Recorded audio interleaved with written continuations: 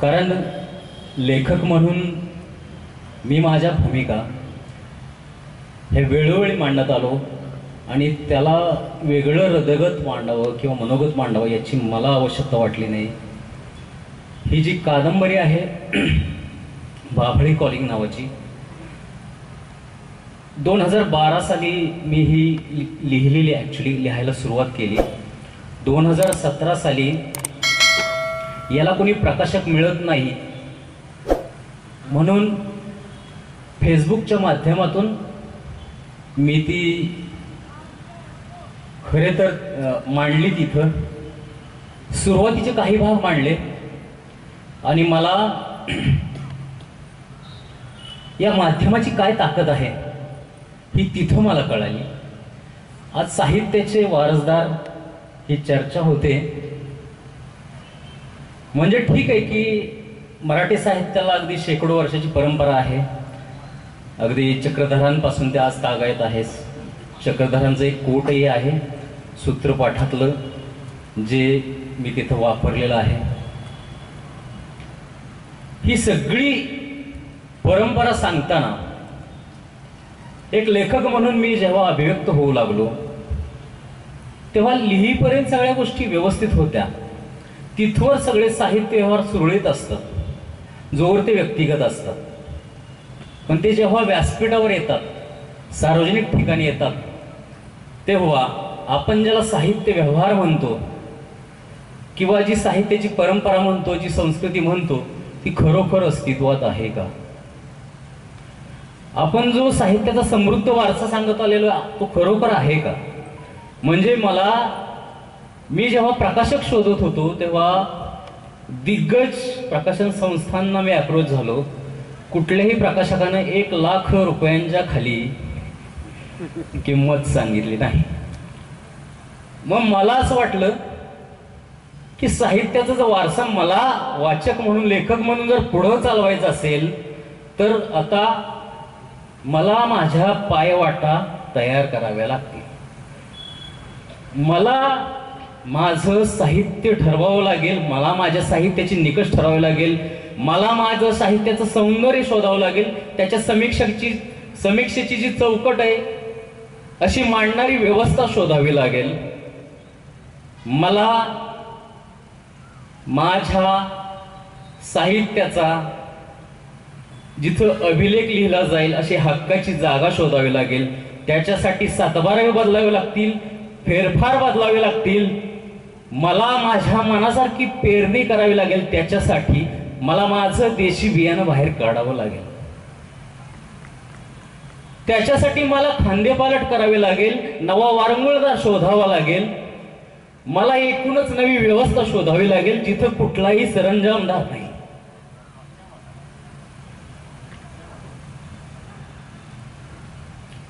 आणि त्यातून ही बाभळी आली.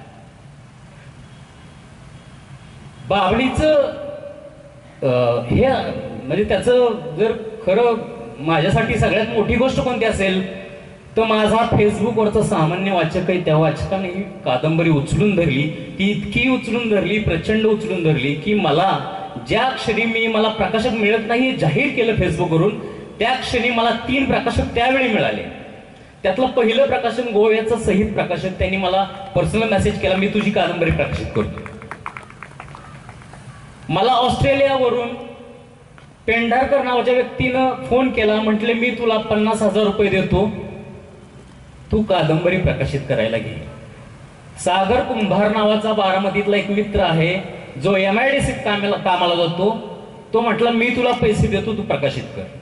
मी सर्वांना नम्रपणे सांगितलं पैसाही माझी कधीच अडचण नाही, पण एखादा नवोदित लेखक जेव्हा स्वतःचा पैसा खर्च करून एखादी साहित्यकृती बनवतो आणि ती साहित्यकृती खपवण्यासाठी त्याला काहीतरी वेगळी उसनवार करावी लागते आणि त्याच्यातला लेखक मरून जातो, तो पुढचं पुस्तक लिहू शकत नाही.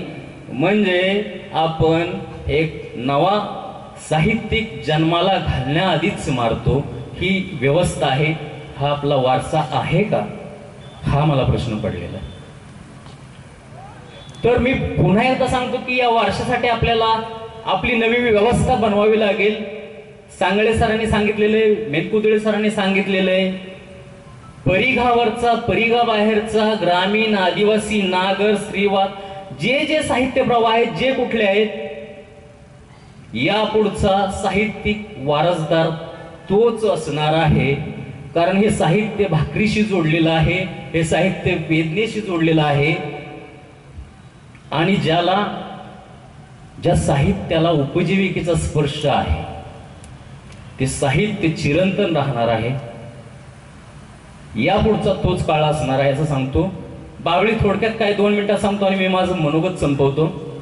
बाबळी कॉलिंग हे बाभळे नावाच्या काल्पनिक गावातलं दुष्काळ चित्र आहे. मी यापूर्वी सांगितलेले, बाबळी हा दुष्काळाचा कोलाज आहे.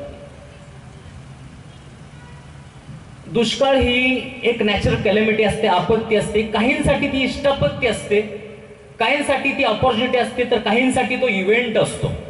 मला जेव्हा कळालं की पोट खपाटीला गेलेली माणसं, वाळून कोळ झालेली झाडं किंवा दूर दूरवर दिसणार सगळं दुष्काळ चित्र हा दुष्काळ नाही.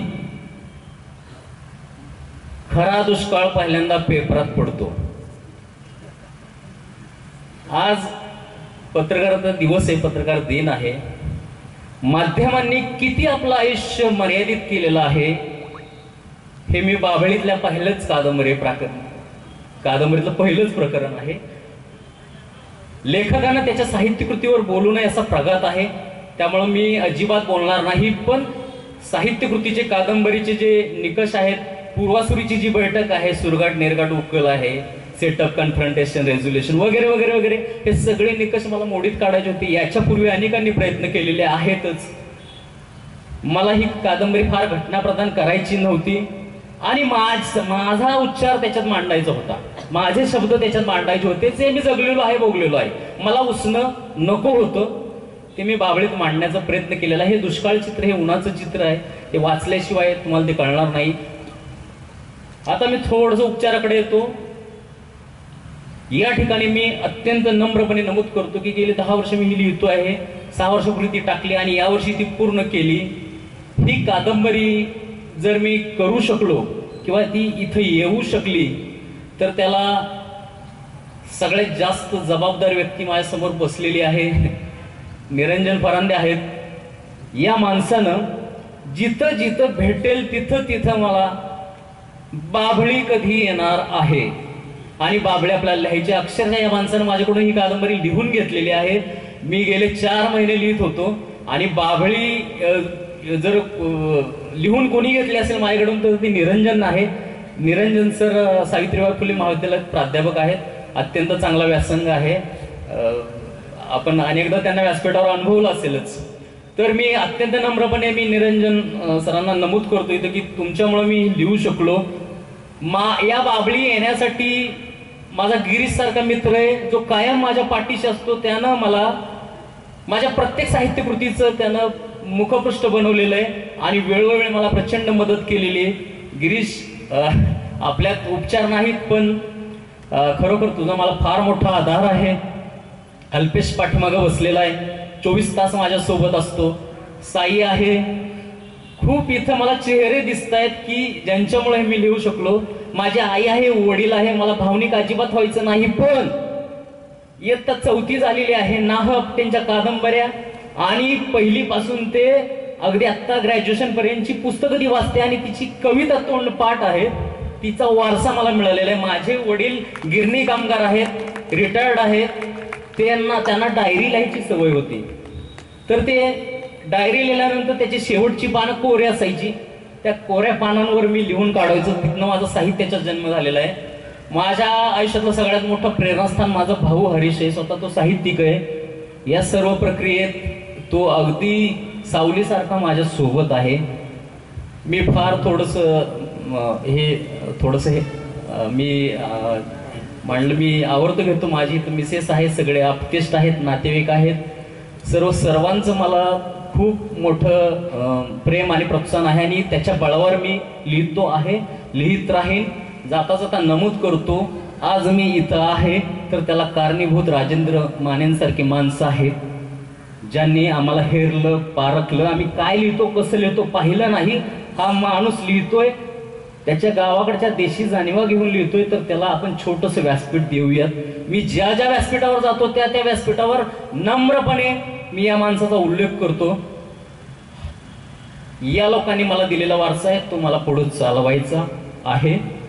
माझ्या इथं बरेचसे लेखक मंडळी, प्रेम करणारे बरीचशी लोक आलेले आहेत. आनंदराव पवार चांगले साहित्यिक आहेत, रवी गावडे वगैरे आहेत, तिकडे पाठीमागे सचिन सकुंडे, अनेक जण आलेले आहेत. आता मला उजेडामुळे फारसं दिसतही नाही. या सर्वांचा, माझे शिक्षक आलेले, मालुसरे सर आणि तिकडं मापारी सर आहेत, या सर्वांचं मी ऋणी आहे.